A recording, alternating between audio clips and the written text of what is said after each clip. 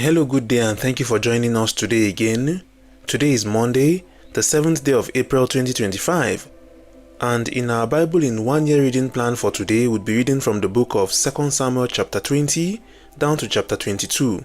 The second book of Samuel chapter 20 reads, "And there happened to be there a man of Belial, whose name was Sheba, the son of Bichri, a Benjamite, and he blew a trumpet and said, We have no part in David, neither have we inheritance in the son of Jesse.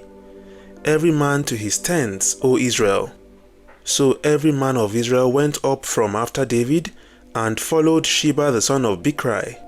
But the men of Judah clave unto their king from Jordan even to Jerusalem.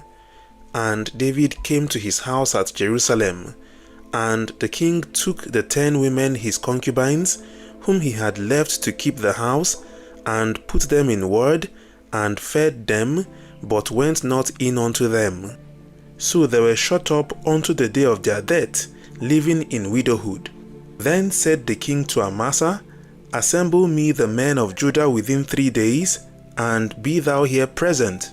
So Amasa went to assemble the men of Judah, but he tarried longer than the set time which he had appointed him. And David said to Abishai, Now shall Sheba the son of Bichri do us more harm than did Absalom.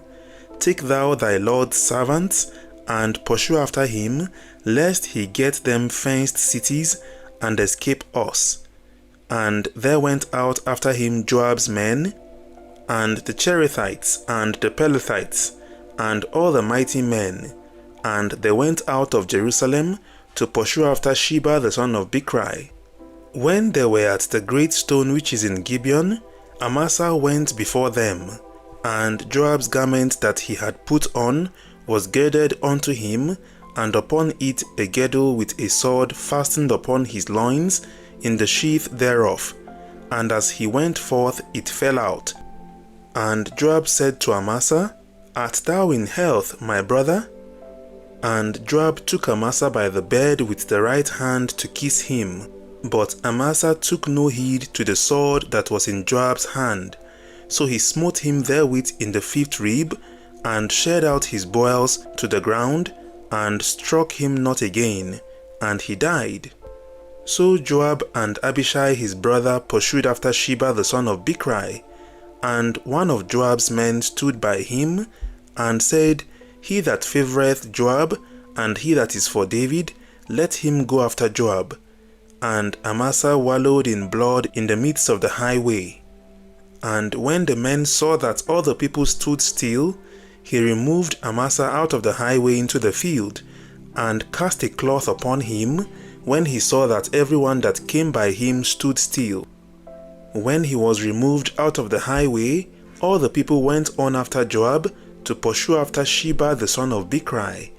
And he went through all the tribes of Israel unto Abel, and to Beth Machar, and all the Berites, and they were gathered together, and went also after him.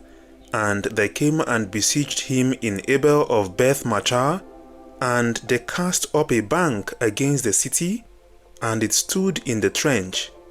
And all the people that were with Joab battered the wall to throw it down. Then cried a wise woman out of the city, Hear, hear, say, I pray you, unto Joab, Come near hither, that I may speak with thee. And when he was come near unto her, the woman said, Art thou Joab? And he answered, I am he. Then she said unto him, Hear the words of thine handmaid. And he answered, I do hear. Then she spake, saying, They were wont to speak in old time, saying, They shall surely ask counsel at Abel. And so they ended the matter. I am one of them that are peaceable and faithful in Israel. Thou seekest to destroy a city and a mother in Israel.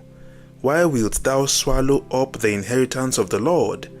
And Joab answered and said, far be it from me, that I should swallow up or destroy. The matter is not so, but a man of Mount Ephraim, Sheba the son of Bichri by name, hath lifted up his hand against the king, even against David.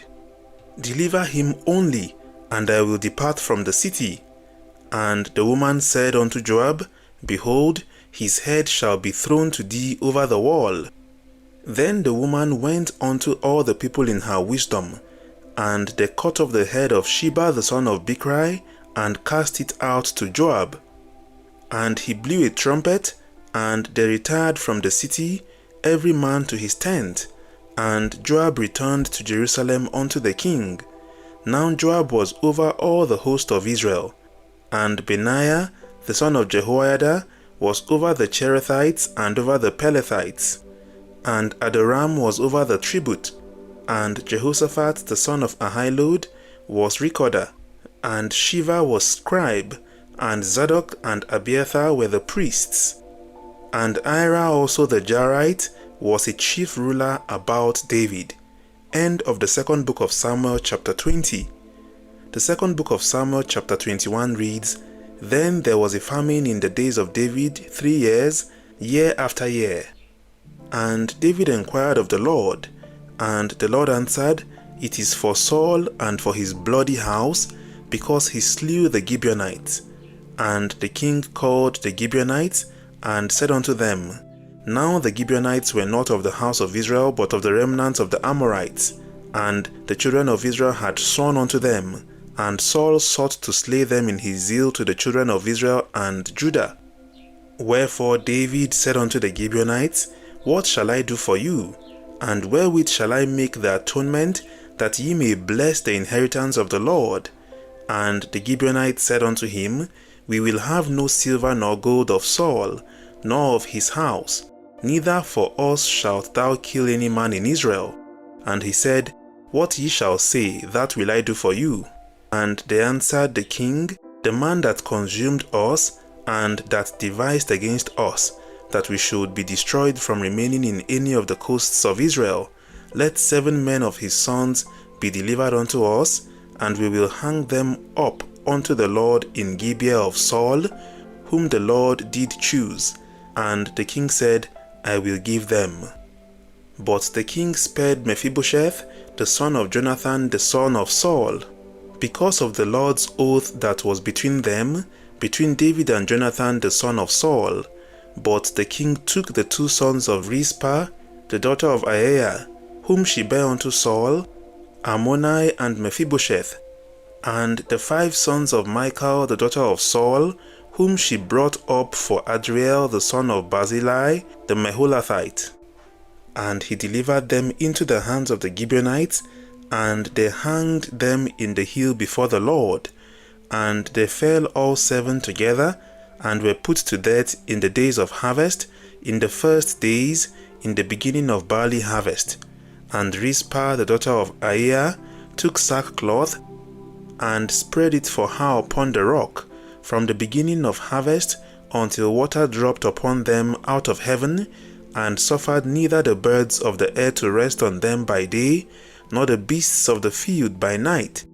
And it was told David what Rizpah, the daughter of Aiah, the concubine of Saul, had done. And David went and took the bones of Saul and the bones of Jonathan his son from the men of Jabesh Gilead, which had stolen them from the street of Beth-shan, where the Philistines had hanged them, when the Philistines had slain Saul in Gilboa. And he brought up from thence the bones of Saul and the bones of Jonathan his son, and they gathered the bones of them that were hanged. And the bones of Saul and Jonathan his son buried they in the country of Benjamin in Zillah, the sepulchre of Kish his father. And they performed all that the king commanded, and after that God was entreated for the land. Moreover, the Philistines had yet war again with Israel, and David went down, and his servants with him, and fought against the Philistines. And David waxed faint, and Ishbi-benob, which was of the sons of the giants, the weight of whose spear weighed 300 shekels of brass in weight, he being girded with a new sword, thought to have slain David. But Abishai the son of Zeruiah succored him, and smote the Philistine, and killed him. Then the men of David sware unto him, saying, Thou shalt go no more out with us to battle, that thou quench not the light of Israel. And it came to pass after this, that there was again a battle with the Philistines at Gob. Then Sibbecai the Hushathite slew Saph, which was of the sons of the giant. And there was again a battle in Gob with the Philistines, where Elhanan the son of Jaare-Oregim, a Bethlehemite, slew the brother of Goliath the Gittite, the staff of whose spear was like a weaver's beam. And there was yet a battle in Gath, where was a man of great stature, that had on every hand 6 fingers, and on every foot 6 toes, 24 in number. And he also was born to the giant.